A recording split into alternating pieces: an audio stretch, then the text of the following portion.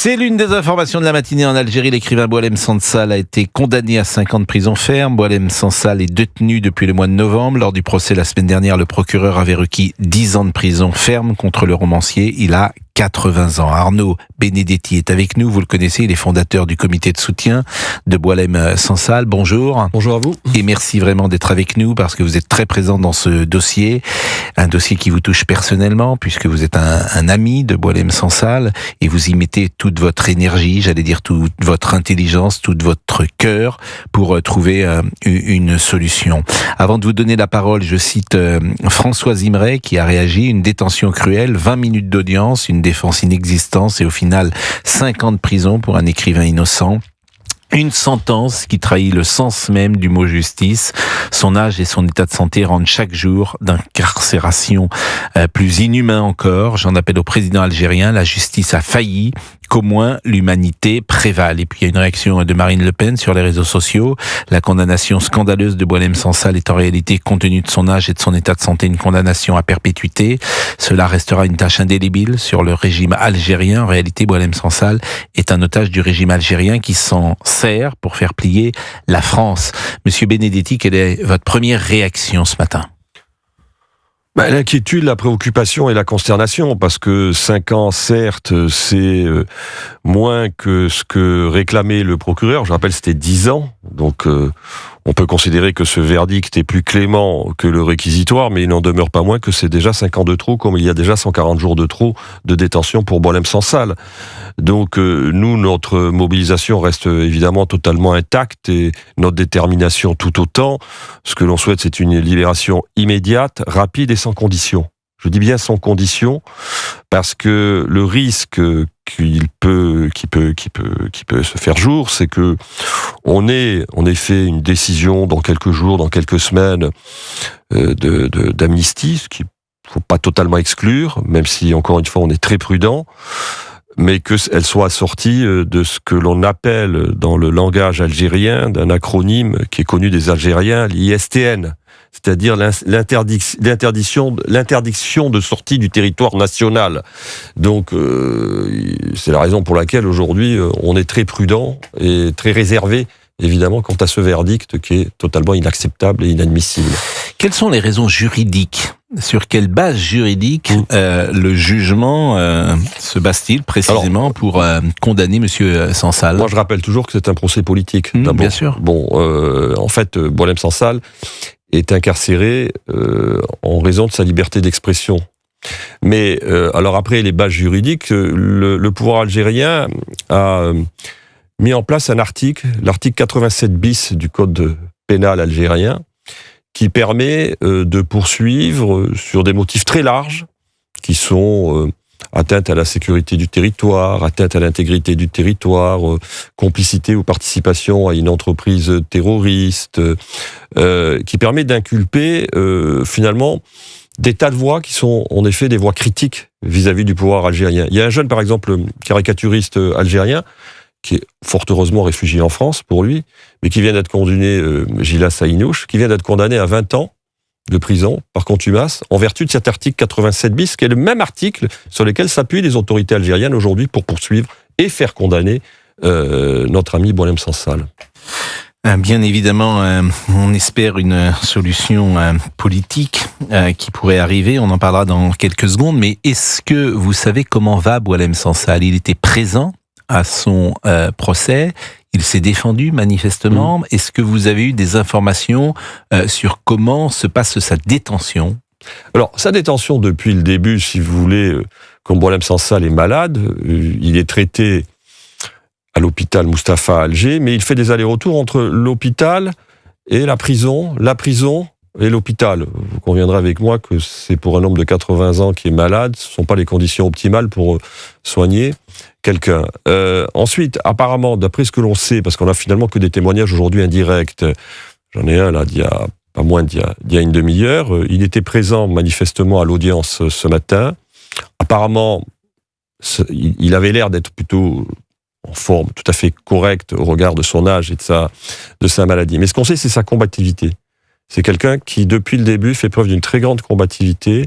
Je vais prendre un exemple. Par exemple, il a refusé de déconstituer son avocat français, Maître Zimri, alors que des pressions étaient exercées au quotidien sur lui pour qu'il le déconstitue.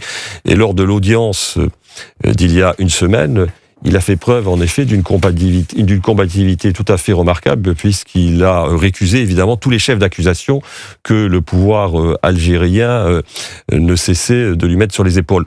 Donc, il y a chez lui, manifestement, malgré tout, une très grande combativité, ce qui, d'une certaine manière, nous dit quelque chose aussi sur son état psychologique, et nous incite évidemment à nous mobiliser encore plus parce qu'il fait preuve d'un très grand courage dans des conditions difficiles. Il n'a pas reçu de visite, son épouse est sur place en Algérie, personne ne l'a rencontré.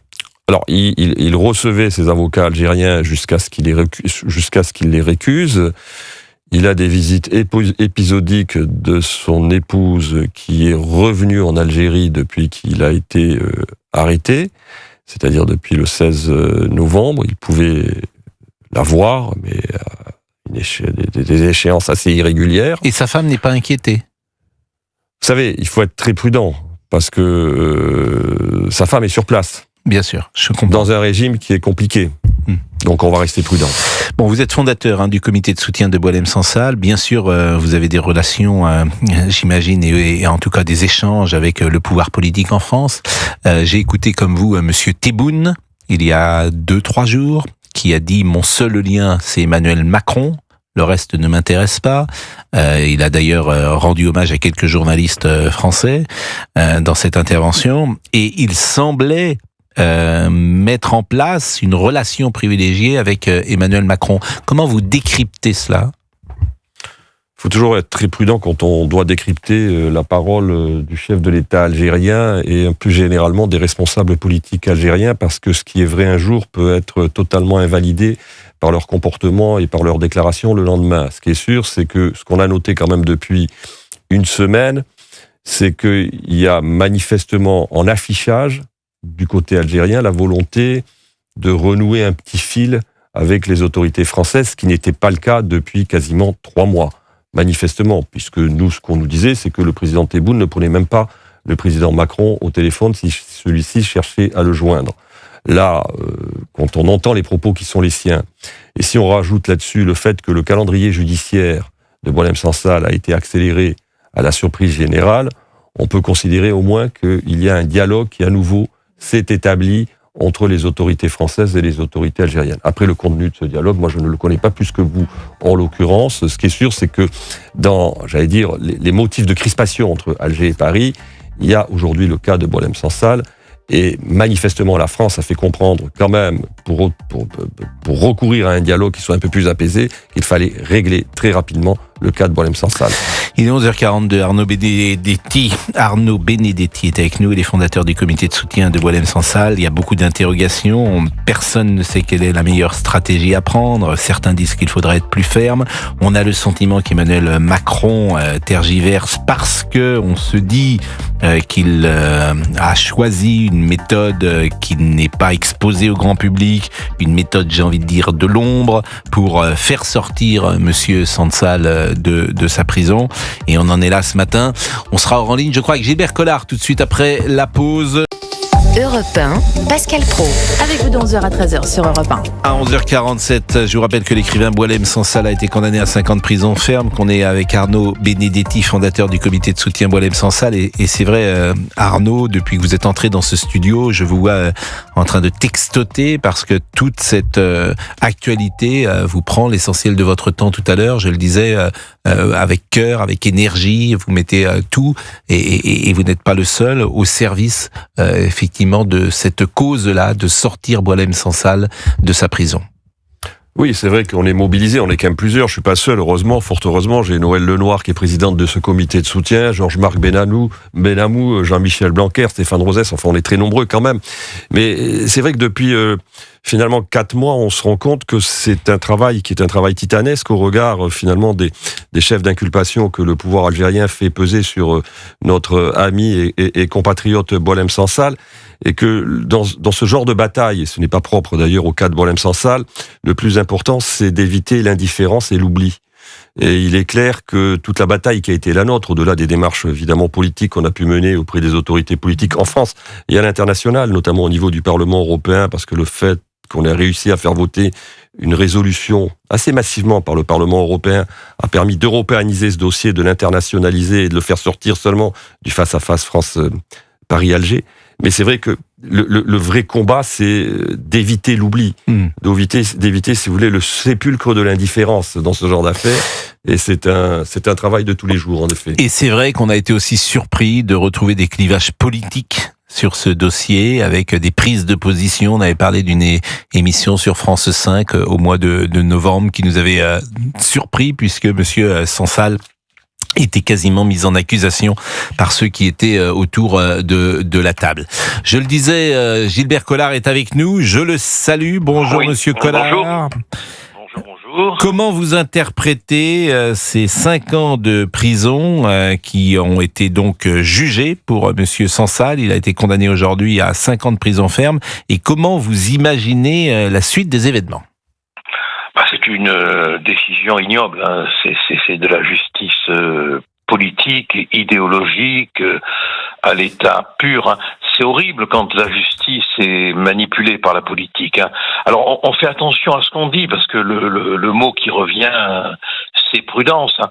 Derrière nos mots glorieux, il y a un homme de 80 ans en prison et qui risque sa santé et sa vie. Hein. Donc on a affaire à un régime totalitaire. Il faut dire que l'Algérie fait ce qu'elle veut aujourd'hui, hein, et on est d'une impuissance qui désole, quoi. Moi, je pense que il y a vraiment un moment où l'exigence de respect devient efficacité.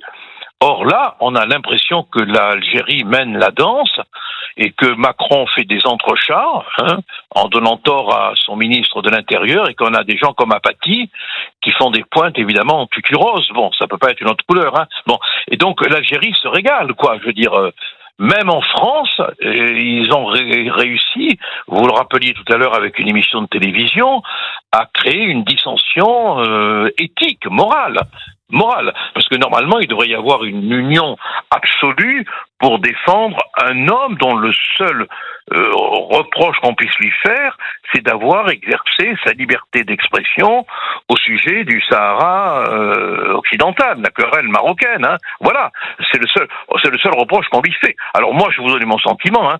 Je pense que le gouvernement algérien, avec son président, M. Tebboune, se sert absolument de Boualem Sansal pour mener une guerre psychologique à l'intérieur et à l'extérieur, et que pour l'instant, hélas, il gagne, parce qu'on n'a aucune résistance psychologique, ni physique, ni juridique en France. Et ça, ils en sont absolument conscients. Vous avez été avocat, et vous toujours, parce que on l'est quoi qu'il arrive jusqu'à la fin de sa vie, mais vous avez été aussi homme politique. Et c'est sur ce terrain politique que je voulais également vous interroger. Quelle est la meilleure stratégie politique pour un gouvernement, pour Emmanuel Macron? Vous disiez qu'il fait des entrechats pour contrer l'Algérie. Et c'est là qu'il y a discussion. Est-ce qu'il faut une manière forte et avec une réponse graduée et pourquoi pas des sanctions, ou est-ce qu'il faut privilégier la discussion en sous-main pour arriver à la libération de Monsieur Sansal? Écoutez, on en discute beaucoup. Vous pensez bien que ça fait partie de tous les débats politiques qu'on peut avoir entre nous. Hein. Moi, personnellement, je suis arrivé à un moment où je trouve que l'Algérie tire un bénéfice énorme de notre immobilisme. Et si j'avais, moi, personnellement, une décision à prendre, je serais intraitable. Voilà. Ils sont allés trop loin, ils ont exprimé trop de mépris. Donc ça veut dire quoi concrètement? Quelles sont les sanctions? Concrètement, je romprai tous les accords avec l'Algérie. Voilà. Ce serait une affaire de 48 heures. Je leur ferai savoir. Mais à ce moment-là, vous condamnez Boualem Sansal? Je crois pas. Je crois qu'à ce moment-là, ils en arriveraient à négocier, parce qu'ils savent très bien qu'ils ont besoin de la France pour des tas de raisons. Et il y a la question de la dette algérienne à l'égard de la France. Pourquoi on le fait pas si ça paraît si simple? C'est pas simple, c'est une question de courage. Regardez, on a un président de la République, et je m'excuse de le dire, ça va peut-être déranger, mais qui se sert de cette querelle pour affaiblir son ministre de l'Intérieur. au sujet de la question des OQTF. C'est quand même monumental de voir un président de la République, alors qu'on a un de nos concitoyens qui est pris en otage, prendre position contre son ministre de l'Intérieur dans la querelle avec l'État qui prend en otage notre concitoyen.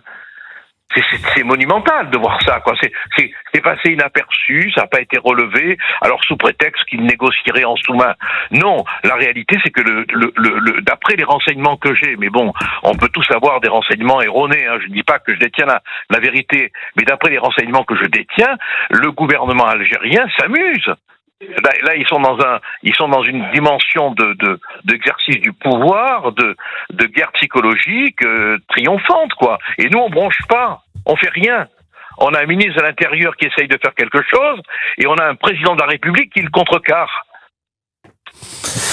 J'entends ce que vous dites. Je ne sais pas si M. Benedetti est sur la même longueur d'onde. Non, ce qui est sûr, c'est que les autorités algériennes connaissent très bien la vie politique française, manifestement, et ils savent très bien jouer sur les divisions et les faiblesses de notre société politique. Et d'ailleurs, ils l'ont fait, si vous voulez. Le président Tebboune, déjà dans l'interview qu'il avait donnée chez vos confrères de l'opinion, citait un certain nombre de Français qui, à ses yeux, étaient estimables.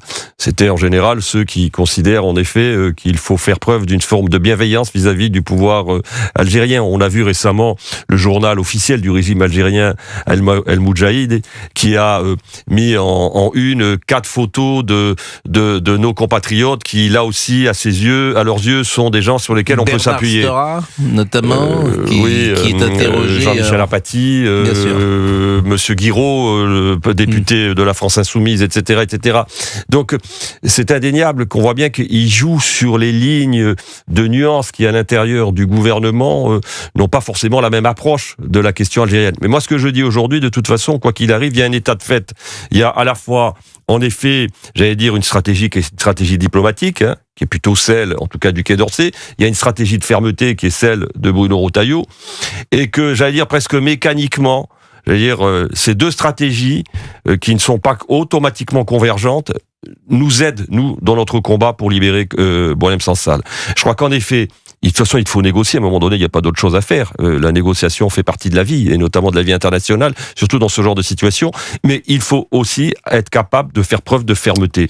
Et je crois quand même que le changement de ton au sein du gouvernement par Monsieur Retailleau a été utile dans cette affaire et reste utile dans cette affaire. Eh ben, je vais vous remercier tous les deux. Remercier Arnaud Benedetti et saluer une nouvelle fois votre implication dans ce dossier, fondateur du comité de soutien de Boualem Sansal.